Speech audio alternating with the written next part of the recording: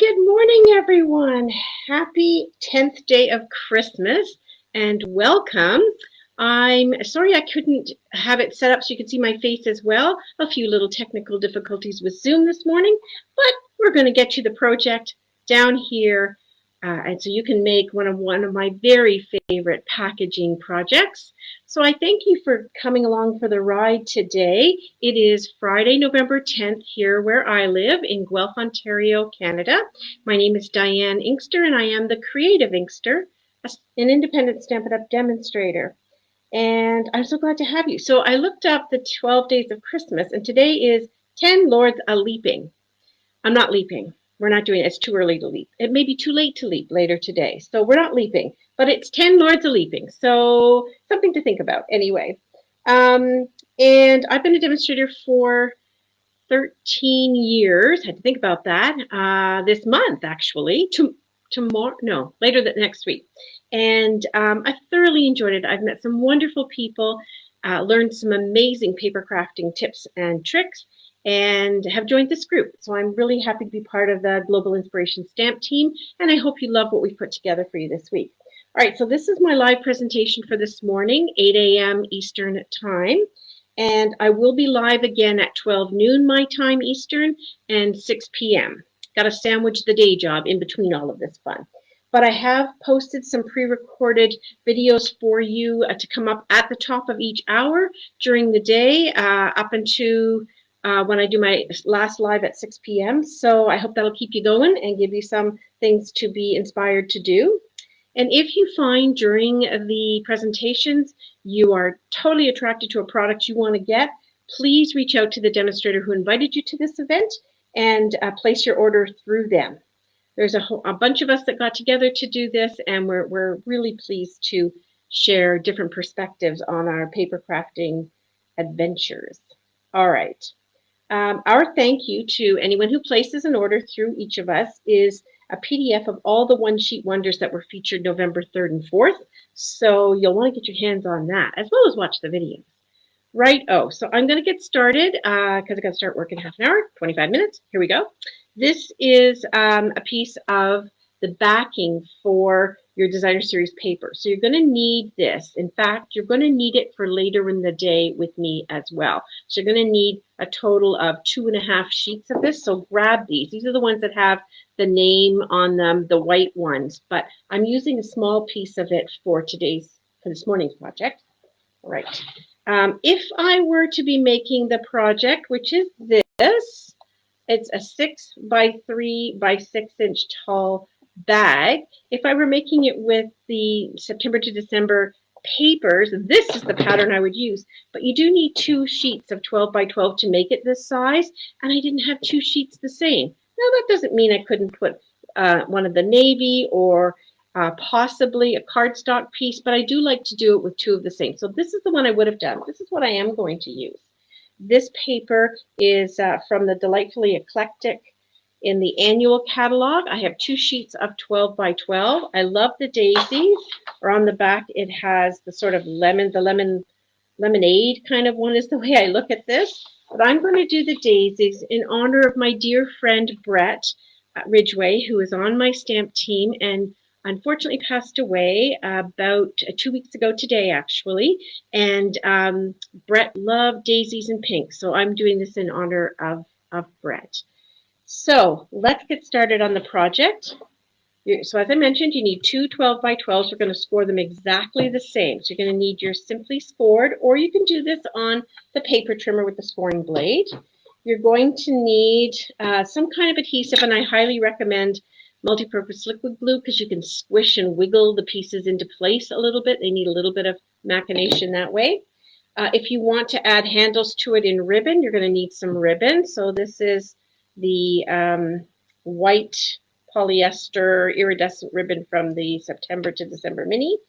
And to put the holes on there, maybe a ruler and pencil, hole punch, whatever you have in your stash, even the one, something from the stationery store. And you're going to need a piece of that backing paper that's 2 7/8 by 5 7/8, just shy of 3 by 6. That's going to go in the bottom of the box to give it some stability through here. Not necessary. You could use thick cardstock, but since I have lots of this backing, I use that. And then another piece of that backing paper from the DSP packs just to help me create the holes along here. All right, let's get started. So we're going to take our sheets one at a time, and we're going to score on 3 sides at 3 inches. So down, and if you don't use a, ooh, that was lucky. If you don't use a specific directional paper, then you'll be better off. So on the back piece, it's going to fold over. So I want this to be my 2-inch area. So I want to score it at 2 inches so that that directional comes the way I'd like. So we're scoring on at 2 inch on one side and 3 inches on all the other sides. That's it. We'll go to the next page. We'll do exactly the same thing. Oops, grab it here. So this is the one I want to have fold over this side because the daisies are going to be the outside of my bag. So this is going to fold over. So that's the area I want to have at 2 inches. So let me start by putting that at 2. And then the other 3 sides, just turning, I'm going to score it at 3 inches. And then we're going to do some cutting. And we're going to push this bag together. It is super. I use them a lot. We're done with scoring.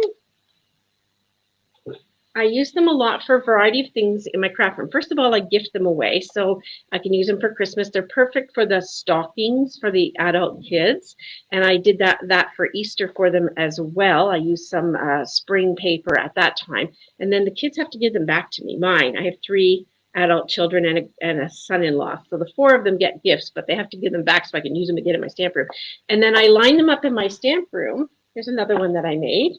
And I put like cards to blog or embossing folders or whatever I want. I use them to store. So they're very handy that way. All right, so find your 2-inch side where you scored at 2 inch and fold that back towards your outside pattern. Grab your bone folder. That's kind of a handy thing to have for this project as well because you want to crease these really, really well. And then we're going to, on one of them, we're going to cut up the bottom and the other one we're going to cut a piece out. So we're going to, I find it easier to score and then cut. So fold the bottom up on this 3-inch score line. Right, so there's your top where the 2 inch is. I'm going to fold this up, and then that's going to help me see these. And I'm going to fold the left side in and the right side in. And you want to really crease that well. We're going to put a little liquid glue to hold that down. And the reason I like liquid glue with this project is because it gives you a chance to wiggle the pieces in place and versus tear and tape or stamp and seal where you're kind of committed. All right, so we can see where the bottom is. We are going to cut up these 2 from the bottom. We're not cutting in from the side, we're cutting up from the bottom. So grab your paper snips and cut up there. Do you need to miter them? I'm often asked that. You might. If you're in the habit of mitering a segment out of these so that you get rid of a little of the extra gathering, then go ahead and do that. So this is the shape we're left with. There's the top.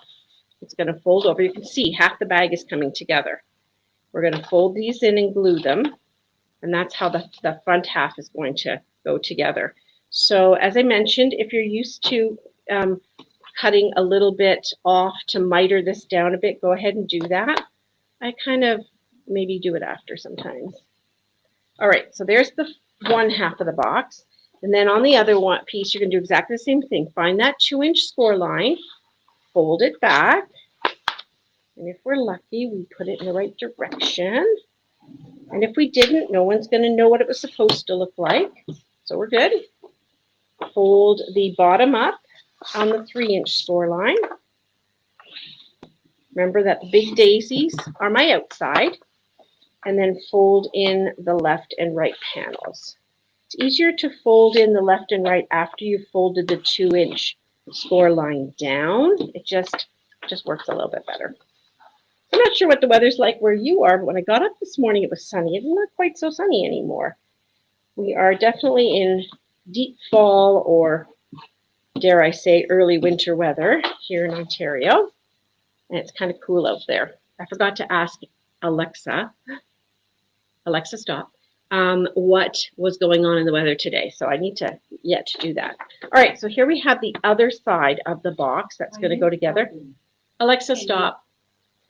And we're going to cut off the little squares in the bottom. They're 3 by 3, so they'll be really noticeable and obvious to you that those are the ones you're going to cut off. They're just extra bulk we don't need on this project. So I would love to get your comments, your thoughts, just to pop in and say hi when you get a chance to watch this. I'm sure this time zone is a little bit difficult for most. You may be at work, on your way to work, if you're in my time zone, or even in Canada somewhere.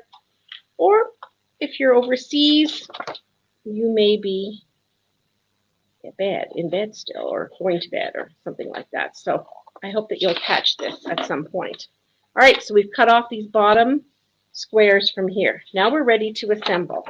So we're going to grab that 2 7/8 by 5 7/8 piece of card that I cut out of the pattern paper backing sheets. I'm going to have that handy. And I'm just going to show you how it goes together, and then we'll get the glue going. So what I typically do is I want to put, whoops, look at that there. All right, so we're going to glue the two bottom 3 by 6 pieces together with this in between. All right, so I can get those in like that. And then when we pull this up and over,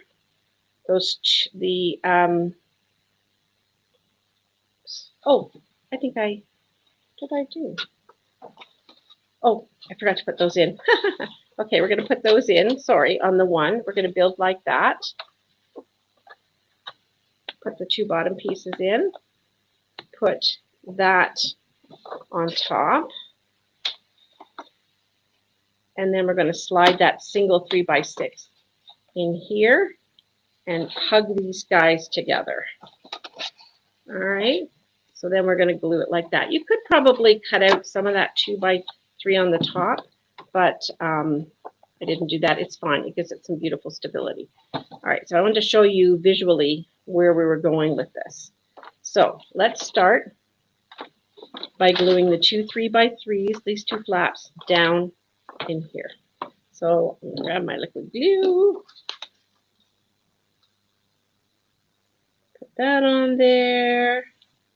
This is such pretty paper that I find is really delicate, and I know I'm going to be able to gift this bag away to someone very special. All right, so we glue that down there. And if you find you've got some overlap, you can always take your paper snips and trim off anything here. Trying to get that to the edge. Now we're going to put that 2 7/8 by 5 7/8 in the middle. And I just make it a little bit smaller so that I don't have any excess bulk. Not even going to see it. It's just to add some stability to the base of this bag.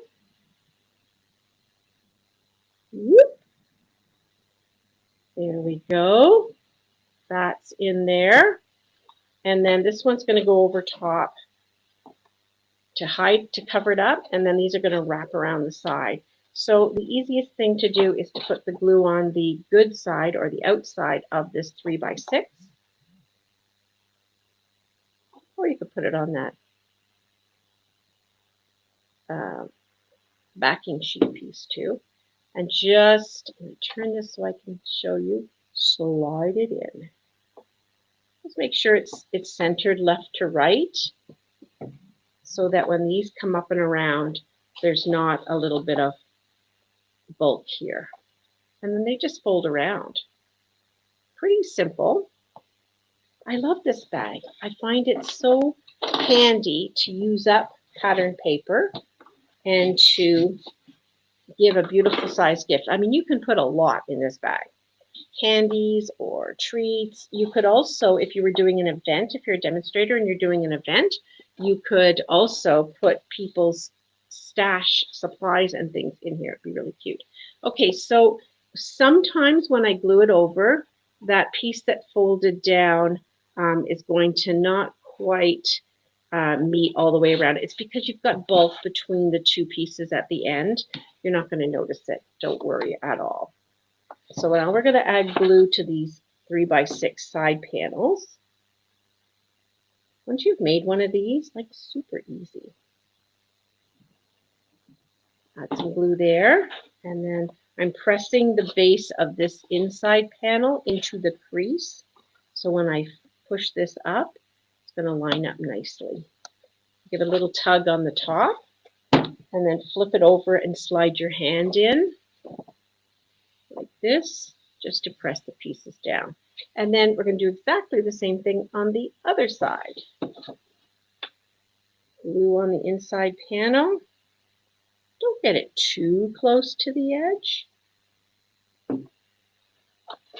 And press it up, pushing that inside piece to the crease.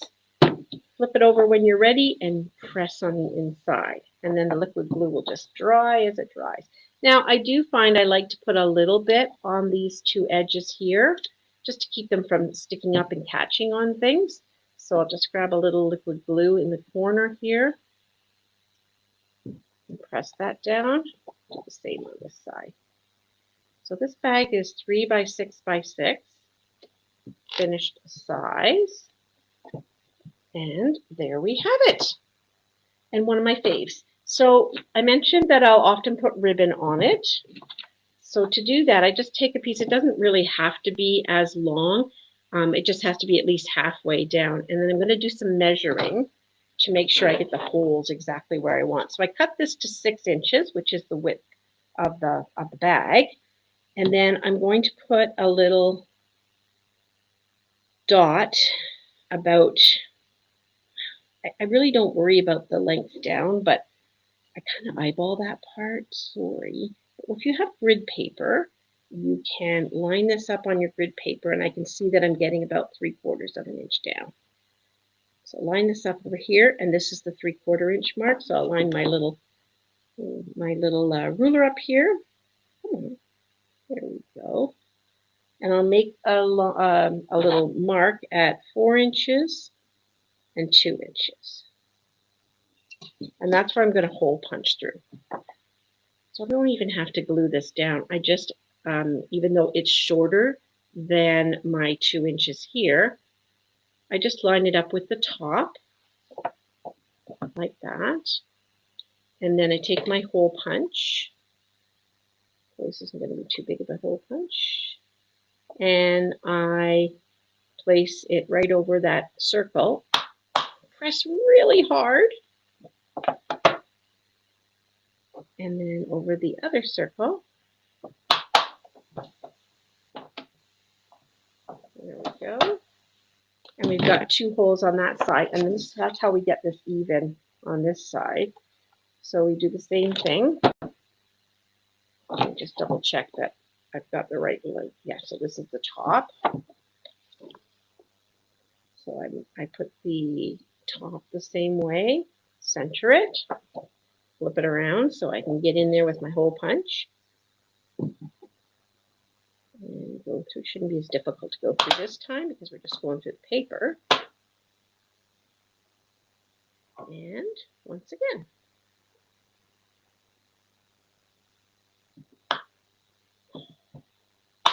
There we go. All right, so now my holes are nicely lined up on both sides. I grab some ribbon, and I have done where I've tried to find a way to put it right through and have it come through like that and tie in the middle, or I just do 4 like this. That ribbon was rather thick. Just kind of eyeball how long you need it to be. That looks long enough. I'll cut 2 that length. And then just slide this through. So let's try tying it in the middle and see how that goes. I've done that way in a few times of doing these. I have 2 other live packaging projects for you. And then my videos are craft hacks or techniques, fun folds. I think there's a 3D item in there. So I've chosen some things from my YouTube channel that you might find of interest. So there's a handle there. Oh yeah, that worked out kind of nicely. Could have made that just a little bit longer. And then this one in like this. Just have to go with your ribbon and see what works best for it. And I'll show you some other suggestions as well once we get this ribbon tied here. Just tie a knot. I wouldn't put anything too heavy, but I have put in these bags 2 Summersby ciders. They're, I don't know, maybe they're 375 milliliters, I think, from the liquor control board. So 2 of those will fit in here with a gift card for the kids. That's worked. That's the joy of having older kids in Christmas gifts. Get them fun stuff. So that's how I do that. Or I've also left the bag completely blank and used it just so that I can put things in it to store. I've also put 2 or 3 in one larger gift bag and used them as little segments. Or I've found these clips. I don't even know if these were Stampin' Up ones. They may have been, but they're in my stash. And then you can clip that shut like that, which is kind of an interesting way to open it or leave it as an opening. So depending on what's going in, you might just want to have your beautiful tissue paper sticking out. All right, so there's my project for today, for this morning at 8 o'clock. I'll be back at 12 noon Eastern time with my next project. And I look forward to seeing you then and reading your comments. Thanks so much for being along for the ride. Have a wonderful day. Bye for now.